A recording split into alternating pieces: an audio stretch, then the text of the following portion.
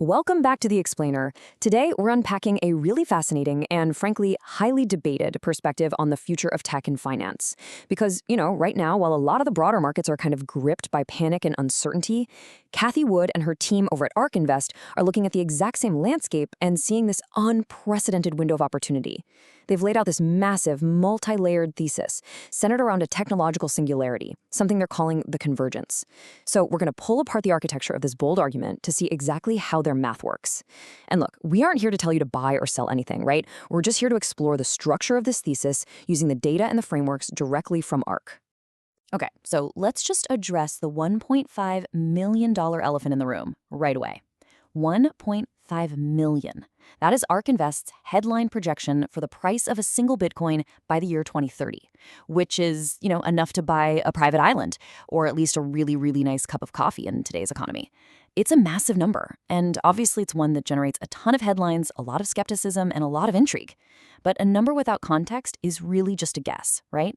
To truly get the most out of this explainer, we need to look past the initial shock value of that figure and actually examine the foundational building blocks ARK uses to arrive at it. So, the natural question is, how do we logically get there? I mean, how does a firm build a mathematical and macroeconomic model that points to that specific future? Well, ARK's answer doesn't just rely on cryptocurrency trends. It relies on this massive intersection of macroeconomics, institutional shifts, and hardware readiness.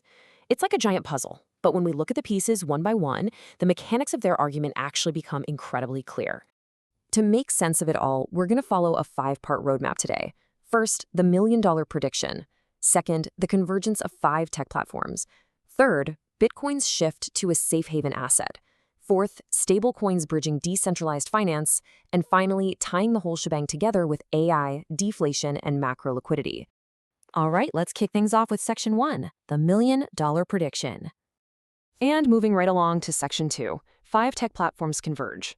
The whole premise here isn't just about a single asset rocketing up in a vacuum. ARK believes we are currently sitting at the tail end of a bottom consolidation period.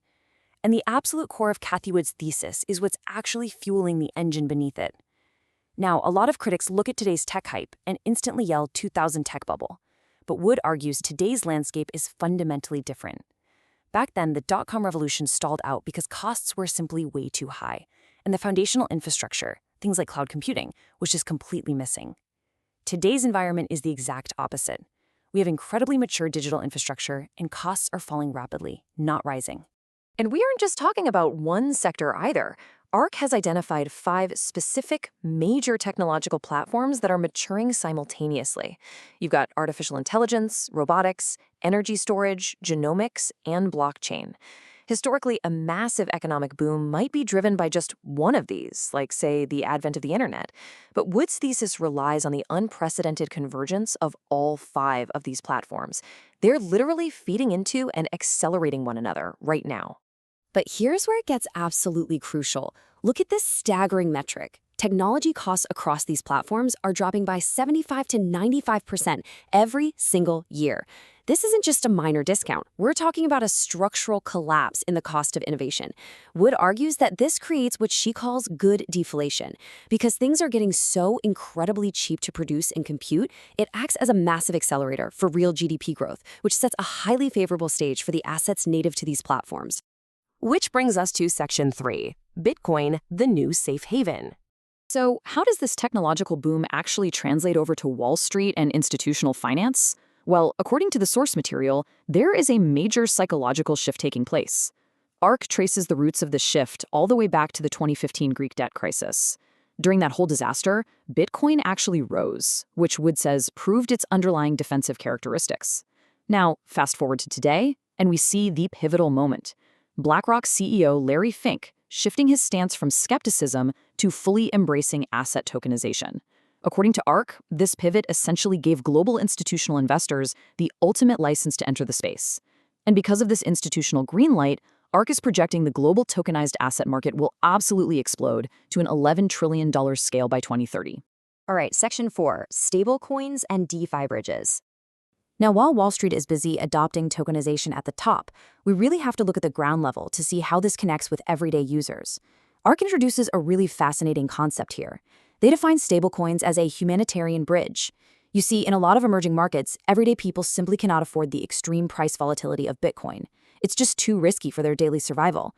But stablecoins, which are pegged to fiat currencies, allow these vulnerable populations to access the decentralized finance, or DeFi, ecosystem safely. It gives them a stable, desperately needed entry point into modern digital finance. And this brilliantly illustrates the network effect at play here. As millions of users cross that humanitarian bridge using stablecoins, their capital expands the entire ecosystem. The thesis argues that these funds don't just sit in stablecoins forever. Eventually, as users grow more comfortable and wealthy within the system, that capital funnels directly into major core public chains like Bitcoin, Ethereum, and Solana. Wood envisions a rapidly approaching future where traditional finance and decentralized finance don't just compete but actively coexist and feed into one another. And finally, Section 5, AI, deflation, and liquidity. So to actually hit those astronomical valuation targets, you need the right macroeconomic fuel. And ARK's perspective on where the broader economy is heading is distinctly contrarian to the current fears of sticky inflation we keep hearing about. They break this macro fuel down into 3 clear steps. Step 1, the costs of AI training and inference fall off an absolute cliff. Step 2, this dramatic drop in cost triggers a massive, widespread productivity revolution across almost every industry. And step 3, because goods and services become so much cheaper and easier to produce thanks to AI, powerful deflationary pressures begin to build throughout the entire economy. And here's where it all comes together. This leads to a forced reaction from the central banks. ARK observes that as this AI-driven deflation really takes hold, and as the traditional labor market begins to show signs of fatigue, the Federal Reserve will have absolutely no choice but to ease its monetary policy. When the Fed pivots to easing, liquidity comes rushing right back into the market. And in ARK's view, this returning wave of liquidity is the exact fuel needed to propel digital assets into their next massive historic growth cycle. There's a powerful quote from the source material that sums this up perfectly. Agentic AI will thoroughly change business models.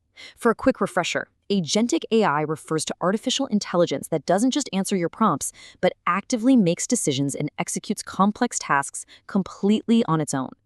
Wood's ultimate point is that as we exit this period of market consolidation, the profound fusion of agentic AI and blockchain infrastructure isn't just going to upgrade software, it is going to fundamentally rewrite the very nature of global commerce. So that's the roadmap, a 75 to 95% drop in tech costs, the convergence of 5 massive tech platforms, institutional green lights flashing, and AI-driven deflation essentially forcing the Fed's hand. The structure of ARK's argument is laid out pretty clearly here, but the ultimate question remains. Do you buy into this $1.5 million vision? Does this intersection of falling tech costs and institutional adoption actually make a convincing case to you? Let us know where you stand. Keep learning, and we'll see you in the next explainer.